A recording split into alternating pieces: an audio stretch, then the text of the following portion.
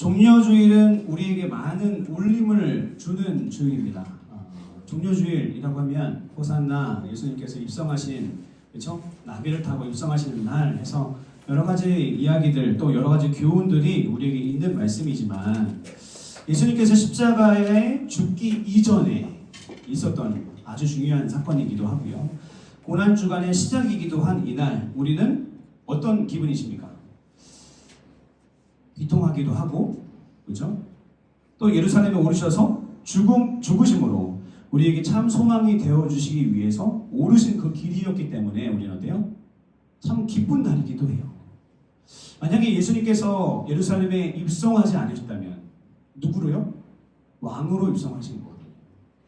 왕 되심으로 예수님께서 입성하지 않으셨다면 우리와 상관없는 2000년 전에 이스라엘에 그냥 계셨던 어떤 존재일 뿐입니다. 우리와 상관없는 이방 종교의 창시자 정도밖에 되지 않습니다. 하지만 이분이 우리의 삶 가운데 다가오셔서 우리가 예수 그리스도를 믿지 않습니까? 이 예수 그리스도를 믿는 것이 어떻게 믿어야 되죠? 왕으로 믿어요. 친구로 믿으면 나의 구원자가 되어줄 수 없었죠. 내가 그분을 그냥 내 어떤 소원을 들어주는 존재로 믿으면 그분은 나의 구원자가 될 수 없어요. 내가 그분을 누구로 믿어야죠? 주인으로, 왕으로 모셔드리고 믿어야 된다는 것입니다. 이렇게 예수님의 예루살렘 입성은 오늘이 처음이 아니에요. 예루살렘에 수없이 많이 왔다 갔다 하셨죠. 사역을 위해서 이 길을 가고 또 가고 심지어 거점까지도 있었습니다. 그 거점 중에 한 군데가 누구죠? 누구의 집입니까? 여러분들 잘 아시듯이 마리아와 마르다의 집이 그 거점 중에 한 군데였어요. 지나가시다가 배고프시면 밥 좀 줘 하고 들어가는 집이었다는 거예요. 그죠? 그러니까 예수님은 이번이 처음 예루살렘에 올라가는 상황은 아니었다는 거예요. 그런데 오늘 이 길을 오르시는 예수님도 그를 맞이하는 회중들도 조금 특별한 마음으로 그를 맞아들이고 예수님도 오르고 계십니다.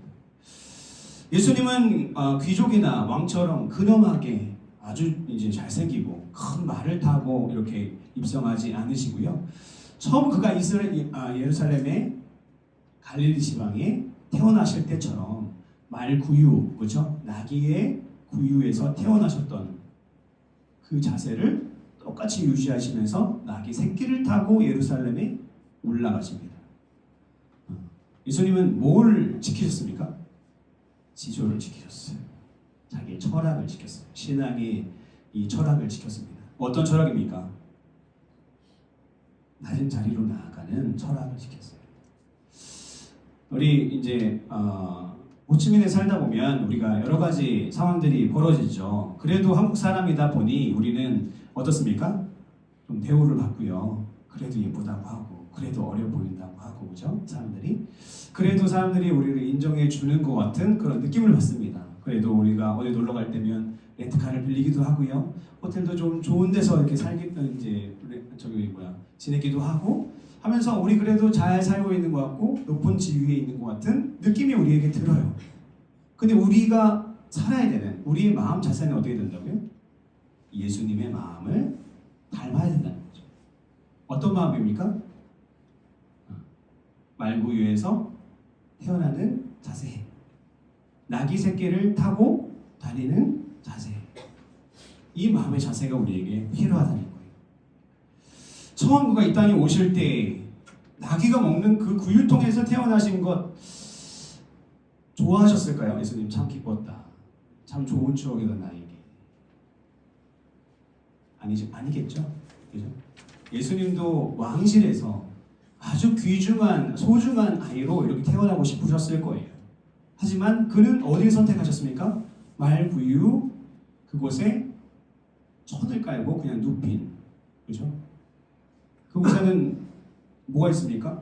수없이 많은 세균과 박테리아와 똥과 여물 찌꺼기가 남아있는 그 통 안에다가 아기 예수님을 눕히시죠. 예수님의 마음은 처음부터 이 땅 가운데 육신을 입고 오신 그 첫날부터 지금까지 똑같습니다. 그가 사역을 할 때 그의 모습을 보면 똑같습니다.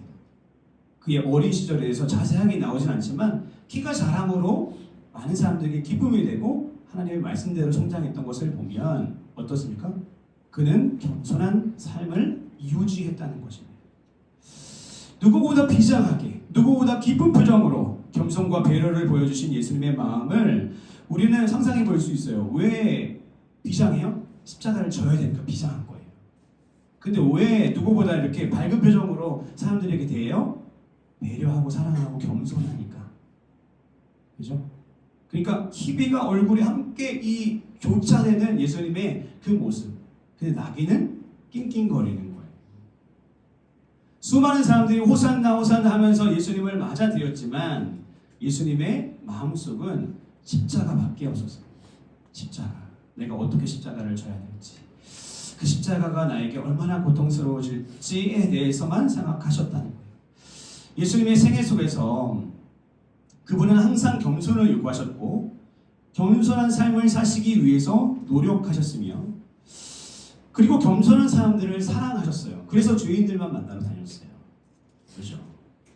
그래서 가난한 사람들만 만나러 다녔어요. 그래서 어린 아이들을 사랑했어요. 그래서 이 세상 사람들이 인정하지 않는 사람들과 막 노셨어요. 그래서 바리새인들, 거룩하다고 얘기하는 그 바리새인들이 당시에는 죄인들의 친구구나 하하하 라고 이렇게 그냥 비웃었어요. 비아냥거렸어요. 항상.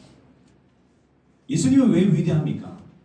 인격적으로 예수님을 정말 구원자로 믿지 않는 사람들조차도 4대 성인으로 예수님을 이렇게 높입니다. 왜 높이죠?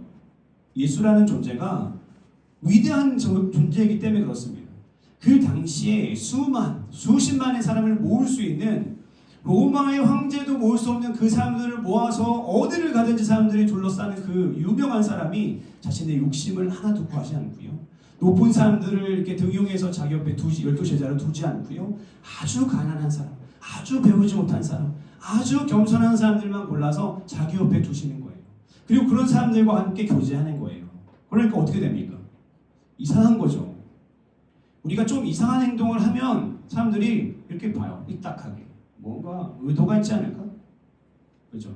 사람은 악해서 뭔가 나와 다른 행동들, 우리와 다른 행동들을 하면 이상하게 보는 거죠. 그러다가 그것이 진심이고 그것이 정말 선한 의도라고 판단되면 어떻게 하죠? 존경하기 시작합니다. 그리고 그 존경이 추앙에 이르게 되죠. 믿음이 이르게 되죠. 경배하게 되게 되는 거죠. 세상 사람들은 예수라는 존재를 존경합니다. 하지만 왕으로는 모셔드리지 않았어요. 그를 구원자로 우리가 모셔드리지 않고 살고 있다는 겁니다. 그래서 이 어린 아이들의 순수함과 겸손함을 사랑하셨는데 어린 아이들이 막 이렇게 와서 예수님 보면 안 되려고 다리를 붙잡고 있으면 예수님께서 무슨 일을 못 하잖아요. 하나님의 말씀, 천국 복음을 듣기 위해서 이 자리에 나왔는데 예수님의 말씀을 듣지 못하니까 어른들이 야 나와라. 나 뭐 하는 거야? 예배 시간에 내려와. 주일학교 내려가. 왜 뛰어다녀? 라고 했는데 예수님은 그만두어라. 저는 예수님의 권위가 없기 때문에 제가 예배 시간에 애들이 뛰어다니면 저희 나가세요. 얘들아 나가라. 이렇게 하겠지만 예수님은 누구였습니까? 하나님이시잖아요.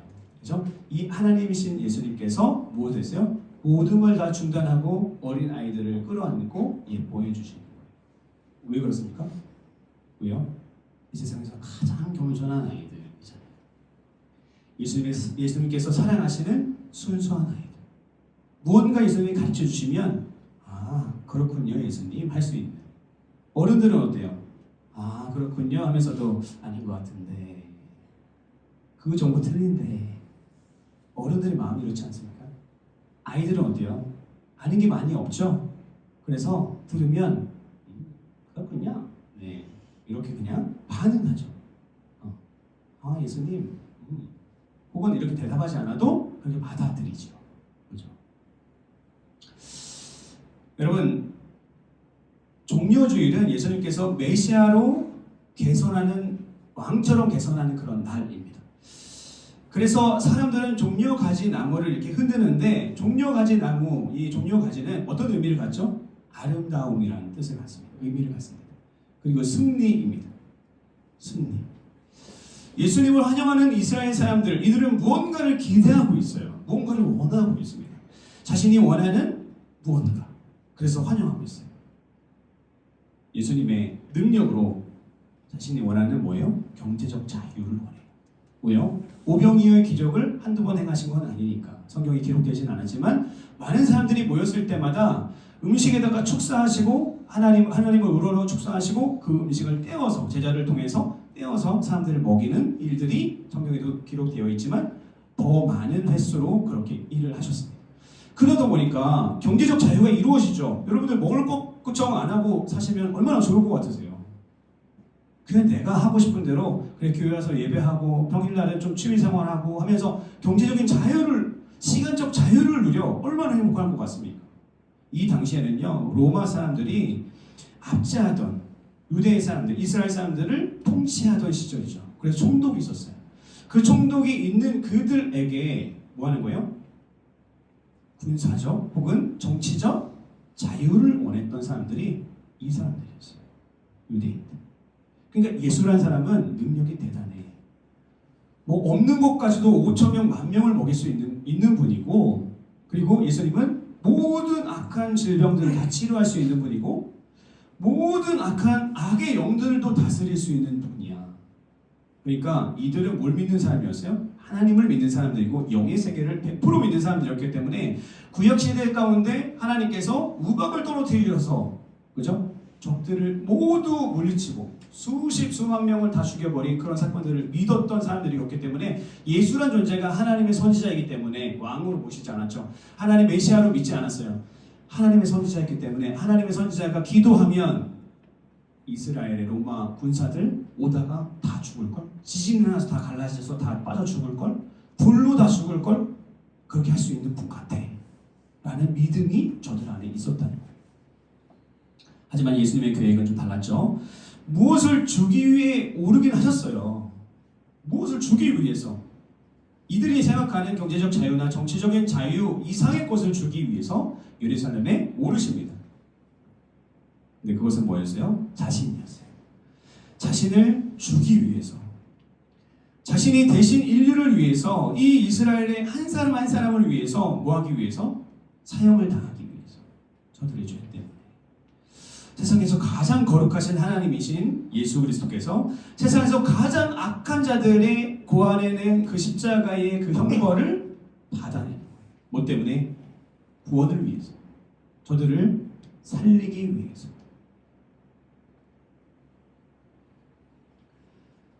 이것을 하나님께서는 예수님께 말씀하셨고, 그리고 그것을 받아들이신 예수님이 뭐 하신 거예요? 순종하신 거죠. 제가 말씀 하나 읽어드릴게요. 누가복음 22장 42절로 44절 말씀 보니까 이르되 아버지여 만일 이 아버지의 뜻이거든 이 잔을 내게서 옮기시옵소서. 그러나 내 원대로 하지 마시고 아버지의 원대로 되기를 원하나이다 하고 43절에 보니까 천사가 하늘로부터 예수님께 나타나 힘을 더했대요. 왜요? 밥을 안 먹어서? 예수님께서 힘이 없어서? 건강이 안 좋으셔서가 아니라는 거예요. 44절에 보니까 예수께서 힘쓰고 애써 더욱 간절히 기도하니 땀이 땅에 떨어지는 핏방울같이 될 정도로 예수님께서 간절히 뭘 구한 거예요. 십자가를 질 수 있는 힘을 주세요. 나 너무 무서워요. 나 너무 두렵습니다. 라고 그렇게 간절히 구하는 거예요. 얼마나 이 순종이 힘드셨으면 예수님께서 십자가의 고통을 자신이 받지 않게 해달라고 간절히 간곡하게 그렇게 부탁드리는 거예요. 하나님께. 왜요? 예수님도 목수였잖아요. 천한 목수의 삶을 살았는데 아빠가 빨리 돌아가시고 소년 가장으로서 그가 삶을 살아내는 방식은 굉장히 힘겨웠어요. 동생들도 줄줄이 사탕 있었는데 얘네들을 다스리면서 엄마를 도와서 그 목수 일을 하면서 허드렛 일 하면서 근근히 끼니를 때우는 그런 삶을 사셨던 예수님께서는 목수 일을 하면서 손을 때려보기도 하고요. 톱질하다가 손을 켜기도 하고 그래서 고통이 어떤 고통인지 알고 있었어요. 그 예수님께서 십자가에 돌아가시는 그 장면 혹은 사형수들이 십자가에서 죽는 모습을 그는 예루살렘에 왔을 때 종종 눈으로 보았어요. 얼마나 고통스러운지. 그러나 그는 겸손하셔서 자신의 뜻이 아닌 하나님의 뜻을 구합니다. 여러분 겸손은 무엇입니까? 겸손은 뭐라고 생각하십니까? 공손한 태도? 안녕하세요. 겸손합니다. 저희 말 예쁘게 합니다. 욕 안 합니다. 저 착하게 살려고 노력하고 있습니다. 라고 보여주는 거요? 아니요. 그건 겸손이 아니에요. 그거는 자신이 어떤 생각하는 방향성의 태도죠. 그런데 겸손이란 뭐냐면 하나님의 말씀에 순종하는 행동입니다. 여러분들 겸손한 자녀는요, 엄마가 얘기하면, 아빠가 얘기하면 그 말씀에 네 알겠습니다 라고 하는 게 겸손이라는 거예요. 성경에 보면 많은 비유가 있죠. 얘들아 내일 밭에 가서 일을 해야 되는데 밭에 가서 일할래? 그랬더니 한 아들은 네 하겠습니다. 둘째 아들은 저 내일 시간이 없어요. 못해요. 그리고 다음날이 됐어요. 첫째 아들은 나타나지 않았어요. 둘째 아들은 나타났어요. 되돌린 거예요, 마음을. 그래서 아버지가 말씀하시는데 내가 순종해야지 라는 마음으로 되돌렸어. 누가 겸손한 자입니까? 누가 겸손하죠? 둘째 아들이 겸손한 거예요. 우리의 삶에 무엇이 겸손이고 무엇이 사랑이고 무엇이 신앙이니까 그것은 순종하는 삶이라. 예수님이 오늘 예루살렘에 입성하시면서 그는 결심합니다. 또 결단해요. 올라가면 십자가를 져야 해. 십자가를 져야 해. 십자가를 져야 해. 도망갈 수 있잖아요. 예수님 요한복음에 보시면 엄청 잘 도망가세요. 예수님을 죽이려고 하는 사람들이 있을 때마다 어떻게 그렇게 잘 능력을 쓰셔가지고 잘 빠져나가셨는지, 즉기법을 쓰시는지 잘 모르겠는데 잘 어떻게 빠져나갔다는지 이 비결이 없어. 여기 성경에. 하지만 예수님이 날려버렸잖아요. 저처럼 이렇게 좀 마르시고 싹싹 이렇게 피하셔서 딱 도망가셨단 말이에요. 돌아가시면 안 돼요. 하나님의 뜻을 이루셔야 되니까. 그래서 그렇게 빠져나갈 수 있는 분이셨어요. 예루살렘 굴시가지를 정확하게 잘 알고 계셨어요. 어떻게 빠져나가는 것이 좋은 방법이죠. 하지만 올라가면서 뭐 하는 거예요? 결단하는 거예요. 십자가를 지겠습니다. 하나님이 말씀하신 대로 순종하겠습니다. 그래서 최후의 만찬 중에서도 예수님은 가룟 유다에게 이런 말씀을 하시죠. 얼른 가서 너의 일을 하라. 뭐 하라는 거예요? 나 빨리 팔아야 돼. 네 마음에 그 뜻을 품고 있지? 오늘 본문 말씀을 읽어보면 우리 1절 한번 2절 말씀 한번 같이 읽어볼까요? 빌립보서 2장 1절에서 2절 말씀 시작. 그러므로 그리스도 안에 무슨 권면이나 사랑의 무슨 위로나 성령의 무슨 교제나 긍휼이나 자비가 있거든 마음을 같이하여 같은 사랑을 가지고 뜻을 합하며 한 마음을 품으라고 했어요. 무슨 말이에요? 우리가 이 오늘 본문 말씀은요, 이 빌립보 교회, 빌립보 지역에 있는 많은 교회들이 분열된 상태였어요. 마음이 갈라져 있는 상태였어요. 그래서 뭐 어떻게 하냐면 1절 말씀 보니까 1절 자세하게 보진 않겠지만 무슨 권면이나 사랑이나 위로나 성령의 무슨 교제나를 통해서 해결할 수 있다라고 얘기해요. 근데 그것을 정리를 하자면 마음을 같이하여 뭐하래요? 사랑을 가지고 뜻을 합하여 한 마음을 품으라 라고 이야기해요. 한마디로 정리를 하면 2절 말씀. 겸손하지 않은 사람들은요 자신을 주장을 합니다. 내 주장이 옳아요. 자신이 옳은 줄 압니다. 자신의 뜻대로 하려 합니다. 자신의 해석으로 이 일들을 정의하려고 해요. 하지만 겸손한 사람은 먼저 듣습니다. 내 방식이 잘못되었는지 확인합니다. 그리고 기도하죠. 그리고 내 방식이 옳을지라도 속이고 들어갑니다. 내 방식이 옳을지라도 속이고 들어간다. 왜요? 예수님이 그렇게 하셨잖아요. 나한테 저 주셨잖아요. 끝까지. 나 의인이라고 끝까지 고개 맞바닥에 딱 들고 나 잘 살고 있는데 라고 하는데 예수님께서 죽으셨어. 왜 죽어요? 나 위해서 왜 죽어? 나 의인인데? 나 잘 살고 있는데? 나 괜찮은데 왜 그래요? 라고 이야기하는 이 죄인을 위해서 예수님께서 죽으셨다. 내 방식이 잘못되어서도, 그죠? 아니면 그의 방식이 잘못되었어도 우리는 무엇을? 겸손한 자세로 이 일을 아름답게 해결할 수 있는 사람이 되어야 된다는 거죠. 그것이 바로 순종입니다. 예수님은 자신의 방법이 있었습니다. 옳고 올바른 판단, 이성적이고 명철한 판단, 하지만 자신의 의견을 주장하지 않고 하나님의 주장을 따르겠다고 아멘 하는 거예요. 3절 말씀 보니까요, 아무 일에든지 다툼이나 허영으로 하지 말고 오직 겸손한 마음으로 각각 자기보다 남을 낮게 여기는, 남을 더 좋게 여기는, 나보다 더 똑똑하구나, 나보다 더 잘생겼구나, 나보다 더 능력이 있구나, 나보다 더 훨씬 더 좋은 사람이구나, 더 선한 마음이 그 안에 있구나 라고 생각하라는 거예요. 내가 속해 있는 가족 가운데 내가 보기에 내 아내는, 저 남자니까요, 내가 보기에는 내 남편이, 내가 보기에는 우리 애들이 참 부족해. 아직 레벨이 낮습니다, 여러분들. 누가 부족해요? 내가 부족해. 나만 바뀌면 돼. 내가 내 뜻을 주장하는 것이 아니라 그들의 뜻을 들어주는 거죠. 먼저 그들을 섬기는 거죠. 그들이 주장해 옳건 그르건 상관이 없어요. 그것은 뭐 하는 거예요? 우리가 그들의 이야기를 듣고 내가 그들을 품어주고 사랑으로 안아줄 수 있냐? 없냐?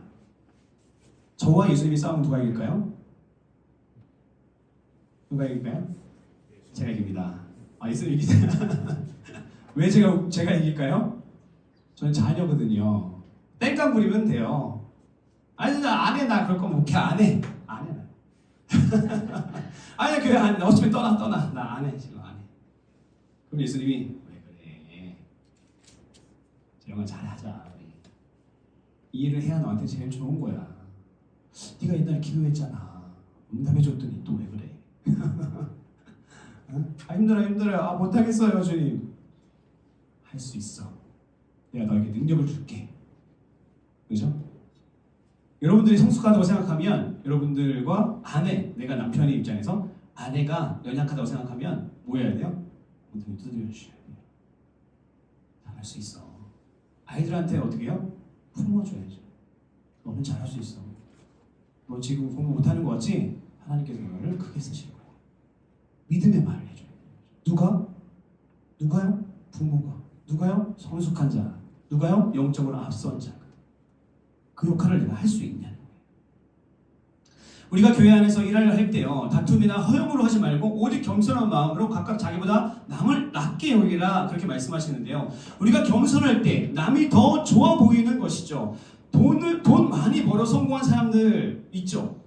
그런 사람들 있죠. 사람들을 많이 아프게 하죠. 근데 저는 그런 사람들보다 사람들과 더불어서 행복한 직원이 더 행복한 것 아닌가요? 제 생각에 그런 것 같아요.